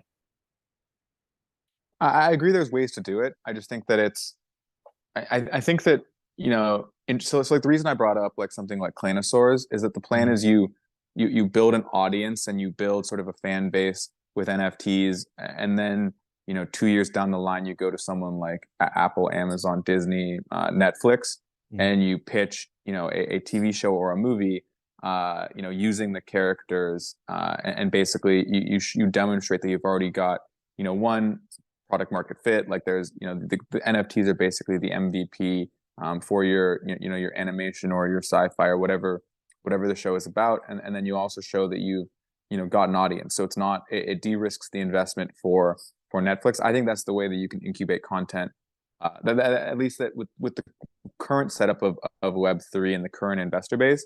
I think that's the best way to merge it with media. I think that I'm convinced that the full financing of movies and TV shows will come either through security tokens or just regular tokens or NFTs in the next some amount of time. I just think that market, especially with how little interest there is in the depths of this bear, is much more difficult, and that will take more time than actually the more what you would think of as a more moonshot sort of approach of trying to build the next Toy Story on the blockchain. I actually think that there's a lot more investors for the next Toy Story on the blockchain than some a feature film where it's a lot of your existing investor base that you're trying to convert.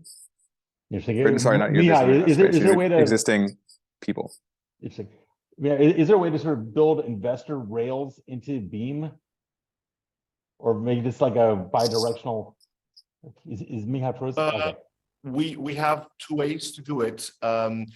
So one way, it's in the background, you can entirely Mihai, you're choosing the exact wrong time to have a bad connection and have stuttering audio. DeFi connection with by tokenized. Yeah, buddy, you gotta get to a better connection. It's a simple. Gordon. It's a simple solution. I'm sorry. Gordon. Okay, I'm passing it to Tony. Tony, go ahead. I propose a simple solution. I propose a simple solution for Mihai. He creates a Beam token that's pegged to USD, and people can just fund it with the Beam tokens, right? I could fund Miguel's second phase of Caidita by just buying Beam tokens that I buy Beam tokens for the creation of post production or whatever of the Caidita sequel. Am I back for you guys? I think so. You're back. You are back. I just gave Tony, Tony, Mihai. No, I got it. I could hear you. So I agree with you. That's one way. The second way is that, but if we do what you say, it goes against our principles, which is that you become dependent on our token, and that's not what we want, right? Yeah, except remember I said your token would be a stablecoin. Yeah, but I get you. So guys, just real fast, I'm gonna bring Britt in because Britt has a great question. Britt, I'm gonna allow you to talk 1 second. Okay. Do you hear me? Hey, Britt.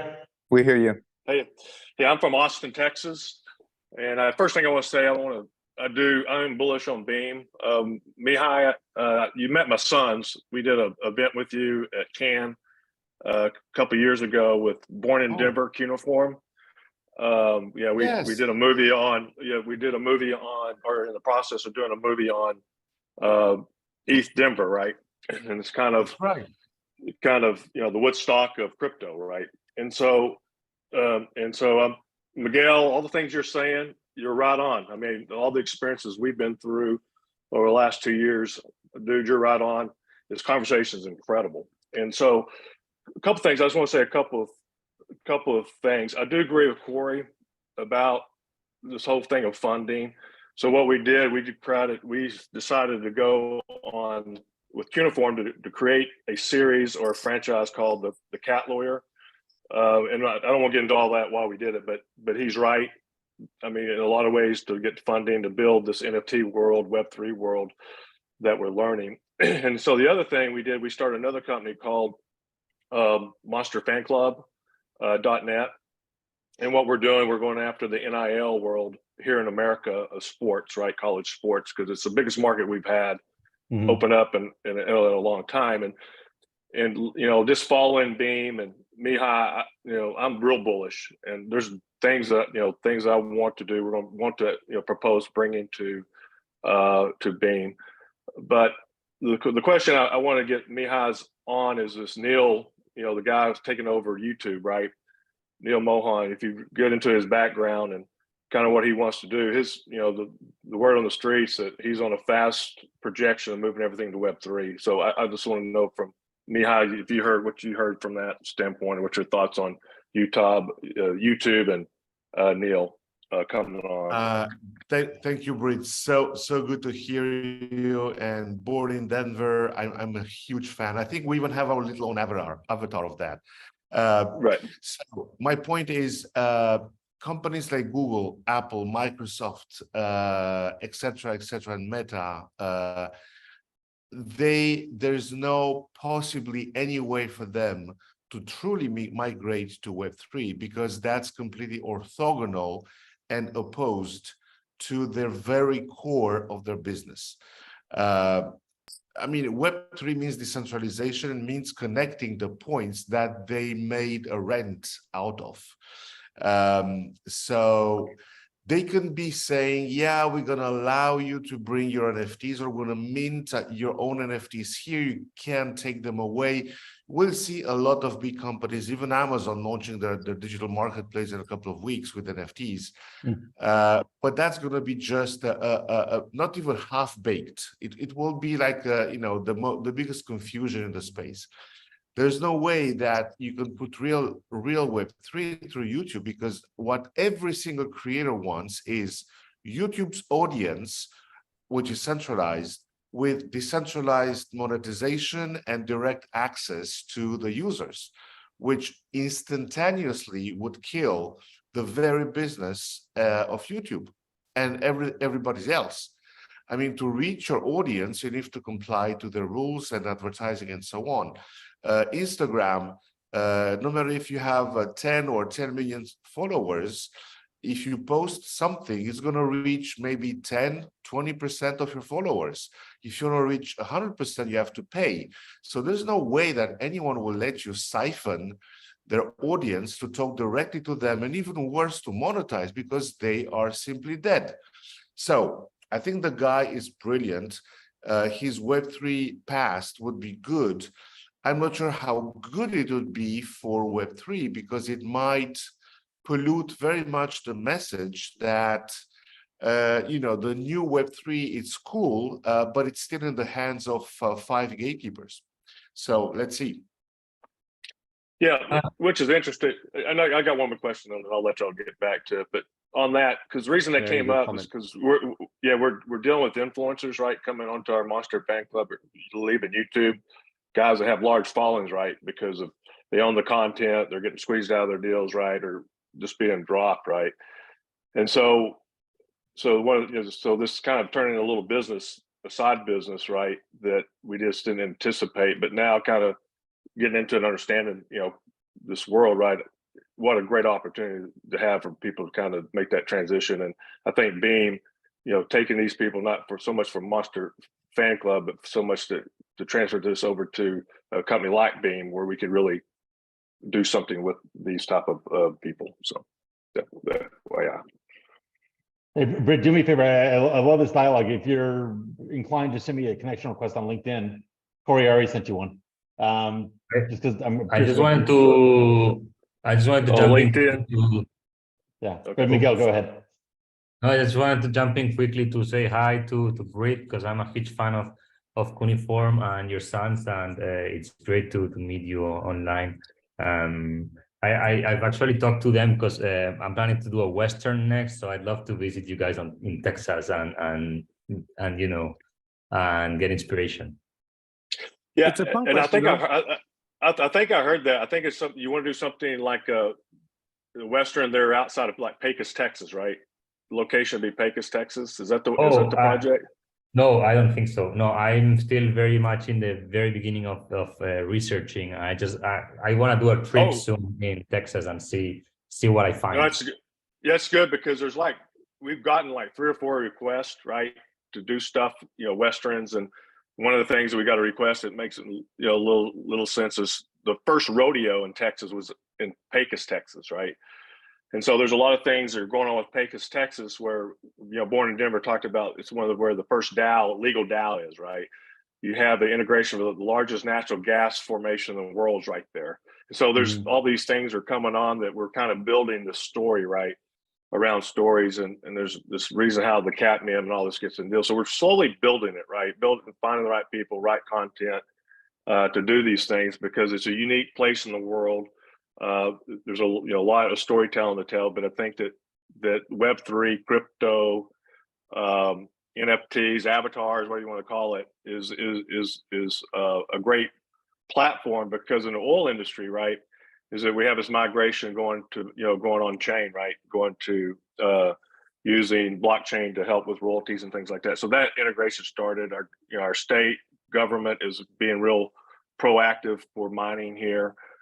So we've got activist groups, for DAOs. So there's still a lot of momentum in Texas for that, right? And so Miguel, we'd be happy. Anything we could do to help you with that would be great, because you're thinking right. It's that sense is because those things are starting to be stirred here in America, so especially in Texas. So, but I'll No, Britt, it was fantastic. Actually, I found you, so you got a connection request, but it's interesting. I love on the show that like the guests talk to each other and do business, and I saw that kind of happen. Miguel, I think you're off to Texas, Barcelona to Texas. It's happening. Folks, we're actually over time slightly, and I'm getting notes from some of our attendees that they got to jump. So I just want to go around and kind of like, final word on Web3 creator economy and film. Just like, if you want to pop something, I know I'm popping. I want to see if I can support Torsten because I like his other films and I want to see Fortitude. I'm a big space fan, but I'll just rotate around. So Asasia, please, I'll actually put you first. You're like, huh? What? Guys, I'm wrapping up the show because we're at an hour and a half and we're going to lose some people. Okay, but I want to know if there's any final thoughts on Web3, the new economy, All right, the creator economy. Torsten, I'll go first, Gordon. Then, yeah, sorry. By the way, I was just going on the order of my screen, so I got hurt in my top left. So I'm a methodical kind of guy. What didn't actually even make sense. Torsten, go. So thanks for the show. Plenty food for thought. It's a very familiar territory for me because I've been covering this space for a long time. But speaking of space, so the next film, The Fortitude, is about space, and I'm really trying to get some people with you into orbit on my journey. And like I said, put your name onto the moon lander in person, or onto the post and stuff like that. I do hear Tony's point about, well, if there's a back end, then it's a whole different conversation. Maybe it's not the token quite yet, because that is a whole opens a Pandora's box, and I don't need that much money, and I'm late in this process. But maybe for my next project, think about it from the start. So thank you. Lots of food for thought, and I'll be in touch. Perfect. Mihai. First of all, I invite everyone to question everything. Double check everything that says Web3. It can be just a sticker, just a label. Look underneath. It's dangerous. It's dangerous stuff. So from scams to outright, people who think they're doing the right thing, but it's not. And platforms who pretend to be decentralized that are the most centralized thing in the world. Now, Beam, I invite everyone to join the let's say the creator revolution. I mean, become, our motto is centered around self-sovereign creators. That's what we're fighting for. So join me and get more creators to understand that, because it's about their freedom. And if you have good friends in the VC world that are smart, or good friends that are angels that are really smart, we have opened a seed round, and we're very selective, but we want to talk with smart people who can be part of that round. So let me know. And tonight, you and I are going to the Crypto Hunters event, and we're gonna hang out, and I'm gonna introduce you to as many people like that as possible, because I believe you and I believe in what you do. Appreciate it. Yep. Asasia, you were saying? Yeah, I was gonna say maybe on the next show we can have Mihai again, and we can do a workshop on how to raise funds for Beam. There you go. I like how you're thinking. Miguel, please.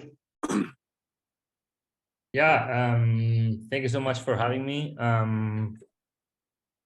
I don't know what to say as last words. For me, what's your next project? What's your next film? It's still very early. All I know is there's gonna be a Western. Hopefully more on that soon. But as a closing comment, I would just say that for me, Film 3 has been a crazy adventure that has changed my whole life in the last year and a half. A year and a half ago, I was really struggling to see how I could make my first feature film, and now I'm weeks away from finishing it. And so my lifelong dream of making a movie has been made possible by degens on the internet buying our NFTs. And that's just crazy to think about. And so I am forever grateful to Web3 and Film 3. That's beautiful. And actually, Tony, you're an impromptu addition, but I'd love to get a final thought from you. Oh, thank you for having me. Yeah, I think all the panelists pretty much summarized it. I think for me, Gordon, I think you know, despite the bear market, I think there's a lot of innovation that could be happen. I think Torsten mentioned it, you know, yeah, you know, he's at the tail end of his film. I would love, Torsten, to have a conversation with you. I think there's other ideas beyond the security and for content creation. I really love, I'm bullish on Beam. I think we need to push further. And I think that's the only thing that I have is that we need to push forward. You know, what's the old adage, necessity is the mother of invention. And I think that there is a need for more decentralized content. There's a need, you know, there's a need for more decentralized films, and I'm just bullish in the whole sector, even despite the bear market. And I know that we kind of sort of focus on NFTs, but the reality is that I've just like the word phygital. I've sort of like, despite the fact that, you know, as Miguel said, you know, we're very appreciative of the DGens and the NFT community. The fact is that we probably have outgrown those descriptions of NFTs, because really anything could be an NFT. It could be security, it could be a token, a membership token, it could be a film ticket, right? And so I think that we need to probably just jump in and just be as creative as possible and just try to build what we want to build without the you know the verbiage of, oh, this is an NFT, because it doesn't really, it's like yeah, it's an NFT, but the NFT is almost like the technology. Just like when you send an email, you don't worry about HTTP and STMP and all those other protocols. I think we've reached that stage where NFTs are the same thing. Very good. Yeah, Anastasia, do you have a last comment?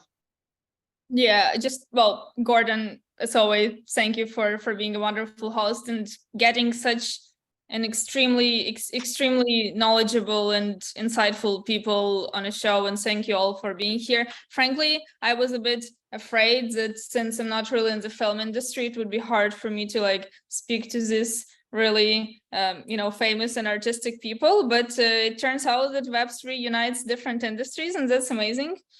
And come to our next show and follow our channel and like and share and all that.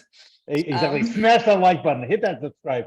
All right, and I want to thank our guests also. You guys were fantastic. Corey, Marco, Britt, fantastic guys, really good job. I'm gonna stop the recording now. Really appreciate it. Well done.